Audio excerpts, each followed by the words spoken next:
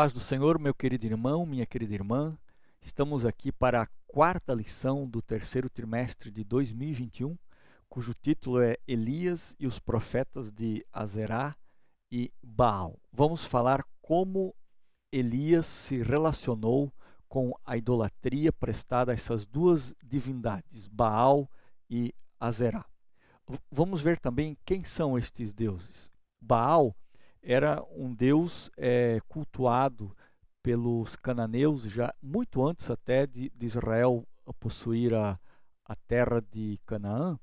Porém, na época do reino do norte, como é o caso aqui, esse deus ele era o deus principal de um reino muito vizinho a Israel, que era a Fenícia, né? E como nós já dizíamos na lição anterior, este culto ele foi aperfeiçoado, implantado e aperfeiçoado em Israel, especialmente pela rainha Jezabel, que era uma princesa fenícia que se casou com Acabe, e a partir disso então ela se tornou rainha em Israel e aperfeiçoou então todo esse culto aos deuses Baal e Azerá.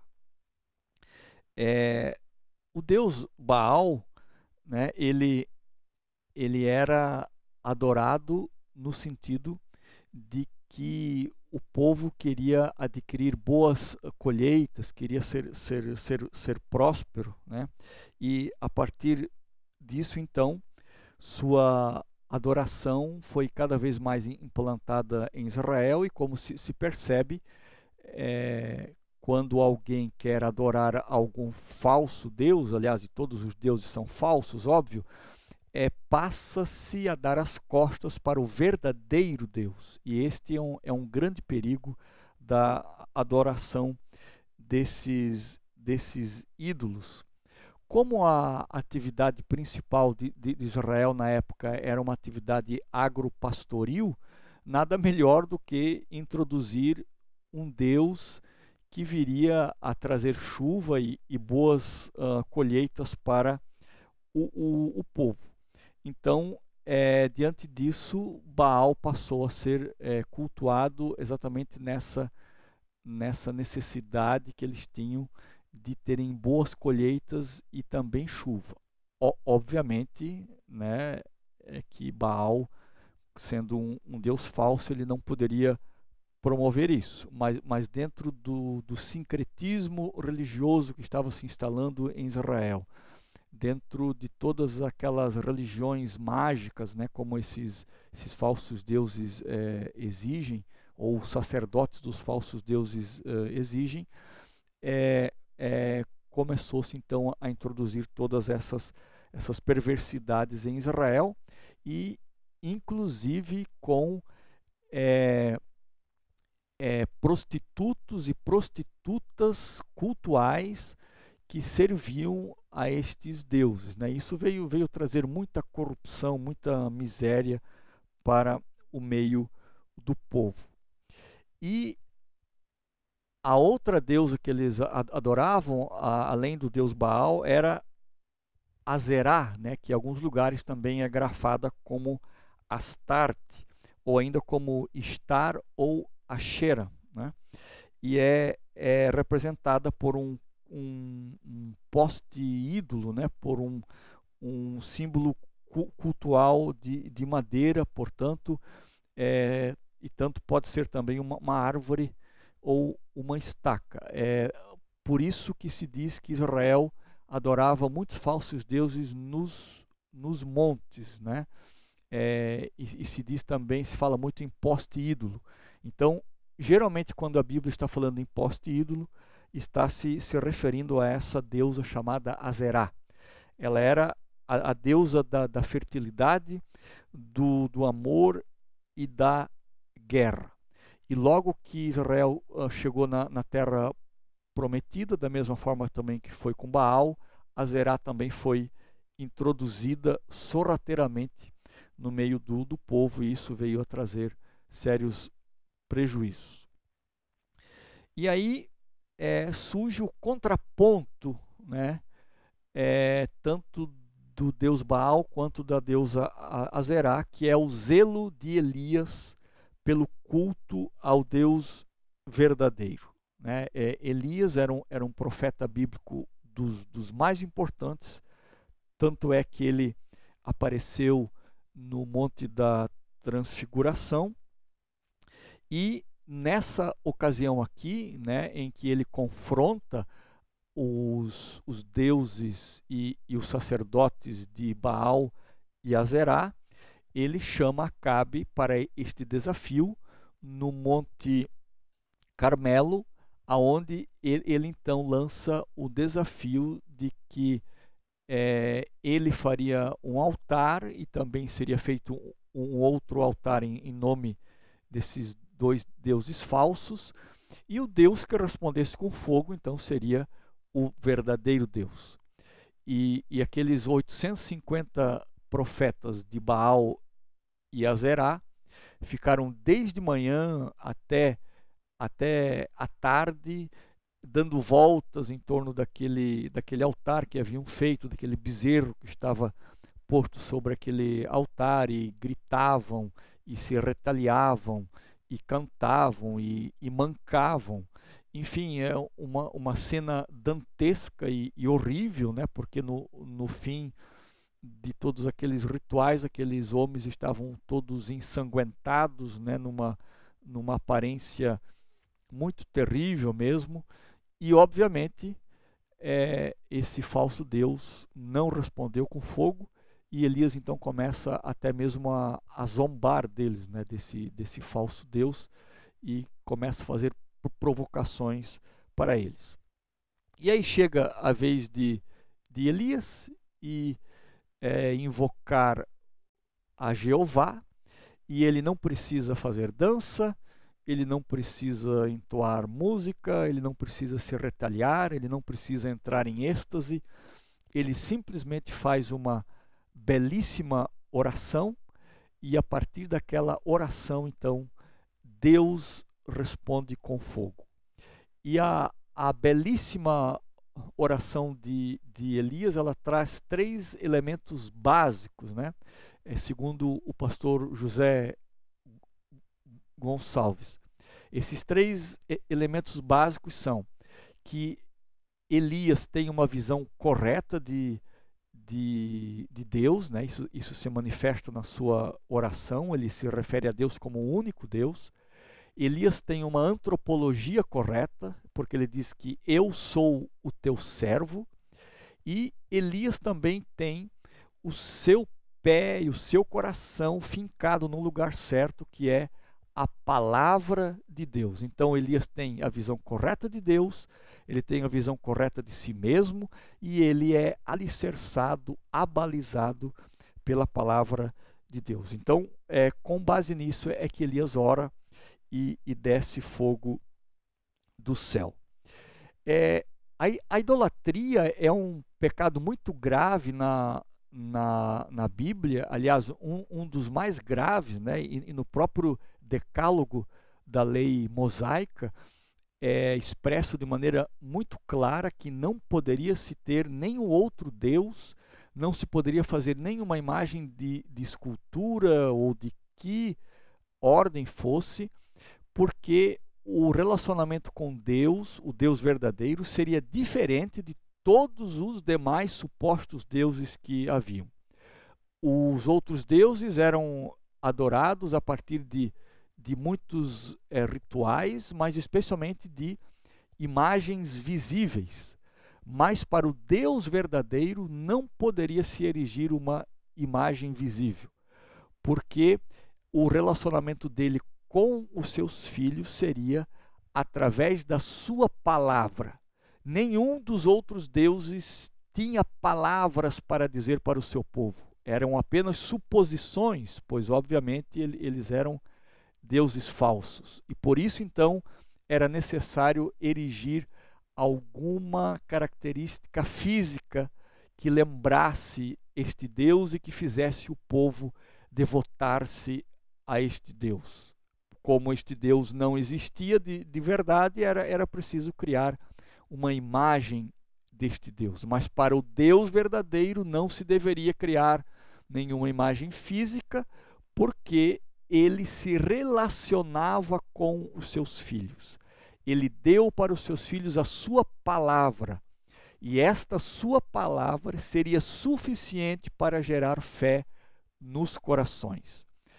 Esta sua palavra era poderosa para mover as pessoas a adorá-lo e reconhecer que ele de fato era Deus. Quando Moisés está lá no Monte Horebe, recebendo a lei de Deus, em que o povo viu os trovões, o povo viu os relâmpagos e o fogo, o povo ficou amedrontado e assustado e reconheceram de fato que aquele era o Deus verdadeiro. E pediram então a Moisés que Moisés fosse um intermediário. Tanto foi o temor e o tremor que se apoderou do povo quando eles estavam vendo e percebendo a glória de Deus sobre o Monte Horebe. Enquanto isso, as nações vizinhas que cultuavam aos deuses pagãos tinham que construir imagens, porque senão esse Deus se esvaeceria, porque era um Deus sem palavra, era um Deus sem lei, era um Deus sem preceitos, era um Deus que não valia para nada. Então, por isso que o povo de Israel não poderia, em hipótese alguma, fazer imagem de qualquer Deus, e muito menos também do Deus verdadeiro, que era o Deus de Israel. Portanto, a única imagem que o povo de Deus poderia criar de Deus era as imagens abstratas da sua palavra grafada nas suas mentes. E por isso, então, é que Moisés insiste em que a palavra de Deus deveria ser recitada de manhã, de meio-dia, à noite, nas refeições, deveria ser dita para os filhos, porque era esta palavra que tinha poder de produzir vida e produzir atração no coração e na mente das pessoas para o verdadeiro Deus. Portanto, o povo de Israel não poderia fazer nenhuma imagem de Deus, porque a imagem de Deus é inefável, é impossível descrever a grandeza deste Deus. Por mais bem feito que pudesse ser algum ídolo ou alguma representação física, essa representação física seria muito medíocre, muito fraca, muito pobre diante da real grandeza do Deus do povo de Israel. Por isso, esta veemência de Elias para que o povo de Deus não criasse nenhum ídolo, e muito menos ainda criar a imagem de um ídolo falso que nem era Deus e nem poderia livrar o seu povo.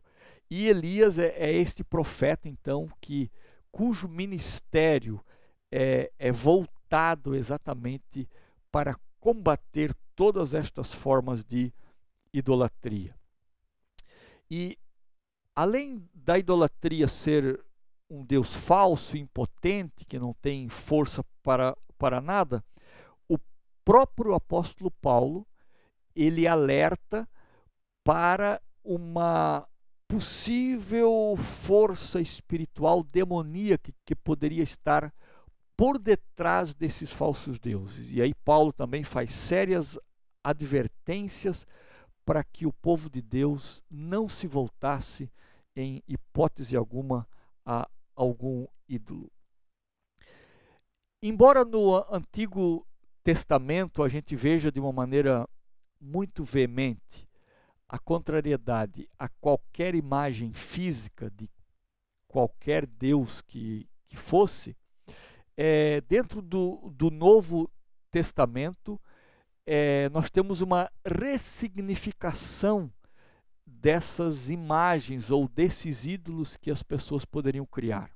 Jesus ressignifica isso no sentido de que Jesus vai chamar a nossa atenção para que não apenas nós não venhamos a cultuar deuses físicos, mas também, especialmente, que no nosso coração não seja criado nenhum ídolo falso, nenhuma uma imagem invisível no coração poderia ocupar o lugar de Deus. E aí tantas coisas podem se tornar ídolo no nosso coração.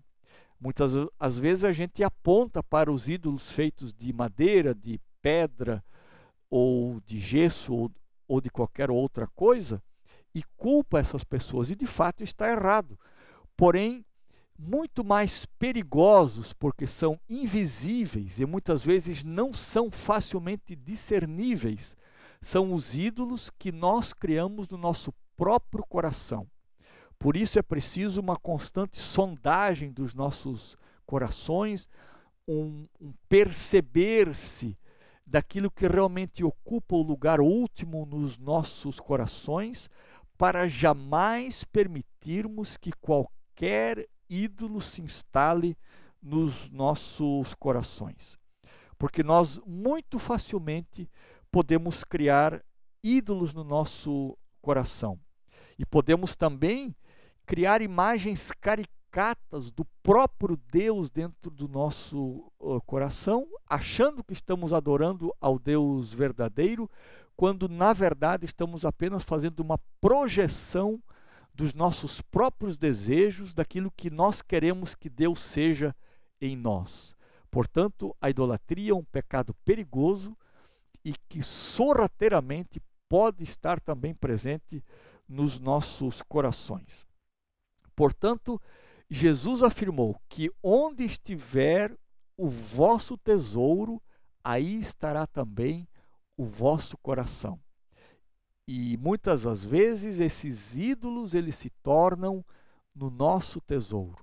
Portanto, é preciso que nós olhemos para dentro de nós mesmos e vejamos se nós não estamos incorrendo nos mesmos erros em que incorreram o povo de Israel, de estabelecerem para si ídolos. E muitas vezes podemos até mesmo estabelecer um ídolo falso, achando que estamos cultuando ao Deus verdadeiro. E com isso, nós queremos aqui dizer para que a gente sempre esteja atento ao discernimento do Espírito Santo sobre as nossas vidas. Mas no final desta grande vitória que Elias teve sobre os profetas de Azerá e Baal, depois de ele ter enfrentado Acabe, ter feito descer fogo do céu, depois de ele ter corrido tanto, que correu tão rápido quanto os cavalos de Acabe, depois de ele ter mostrado tanta coragem e ousadia, depois de ter matado os 850 profetas de Baal, Elias experimentou uma profunda exaustão espiritual. Isso nos mostra de maneira muito clara e evidente de que, da mesma maneira como nós podemos subir os maiores píncaros espirituais da nossa vida, nós também podemos descer aos maiores vales. O próprio Jesus nos falou que no mundo tereis aflições, mas tende bom ânimo, eu venci o mundo. Portanto, o exemplo de Elias também é um exemplo para nós. Temos que cuidar de nós mesmos e atentarmos para aquilo que vai no nosso coração e sermos sinceros com Deus da mesma maneira como foi Elias. Foi por causa da sinceridade dele que Deus lhe deu a grande vitória quando lá no Monte Horebe ele ouviu a doce e agradável voz de Deus, restaurando as forças do profeta e permitindo que o seu ministério tivesse uma sobrevida com muitas evidências da presença de Deus e com muito poder sobre ele. Mas o grande segredo do profeta Elias é ser totalmente transparente com Deus, é ter um coração totalmente cristalino diante de Deus, lhe demonstrando exatamente aquilo que vai no coração, quer seja belo ou quer seja feio, Elias não esconde nada de Deus. E é justamente por causa desta capacidade de transparência que Elias tem, é que ele é este grande profeta bíblico que chegou a ponto de aparecer no Monte da Transfiguração para Jesus. Que Deus lhe abençoe e tenha uma excelente escola dominical. Muito obrigado.